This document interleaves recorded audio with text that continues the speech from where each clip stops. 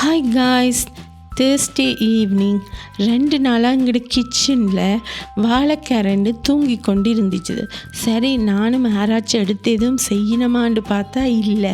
சரி, நான் ஏதாவது இன்றைக்கு ஈவினிங் ஸ்நாக்ஸுக்கு வாழைக்காய் வடை சுடுவோம்னு யோசித்தேன். தேவையான திங்ஸ் எல்லாத்தையும் ரெடி பண்ணிட்டு 2 வாழைக்காயையும் தண்ணியில் கழுவிட்டு அடுப்பை ஆன் பண்ணி ஒரு கடாய் ஒன்று எடுத்து கொஞ்சம் தண்ணியை விட்டுட்டு 2 வாழைக்காயையும் அதுக்குள்ளே போட்டுட்டு மூடி விடணும். ஒரு 10 நிமிஷத்தால் ஒரு கத்தியால் எடுத்து குத்தி இல்லாட்டி கரண்டி பின்பக்கத்தால் எடுத்து குத்தினால் அவிர தன்மை தெரியும். வாழைக்காய் அவிஞ்சதும் அதை எடுத்து வடிவாக தோலை உரிச்சிட்டு ஒரு பிளேட்டில் போட்டு கரண்டியால் மசிக்கணும். மசித்து நல்லா மாப்பதம் மாதிரி வந்த பிறகு பொடியாக கட் பண்ணி வச்ச வெங்காயம், சிவப்பு மிளகாய், இஞ்சி, கருவேப்பிலை, பெருஞ்சீரகம் எல்லாத்தையும் போட்டு கையால் குழைக்கணும்.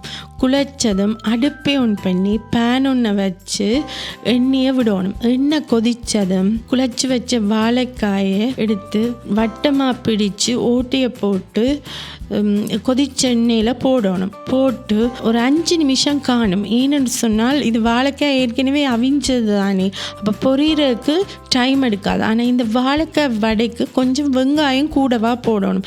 வெங்காயம் கூட போட்டால் டேஸ்ட் நல்லா இருக்கும். கோல்டன் ப்ரௌனாக வந்த பிறகு அடுப்பை ஆஃப் பண்ணி இறக்கினால் நல்ல சுவையான வாழைக்காய் வடை ரெடியாக இருக்கும். நீங்களும் செஞ்சு பாருங்க. உங்களுக்கு பிடிச்சிருந்தா எனக்கு கமெண்டில் சொல்லுங்க. Happy cooking.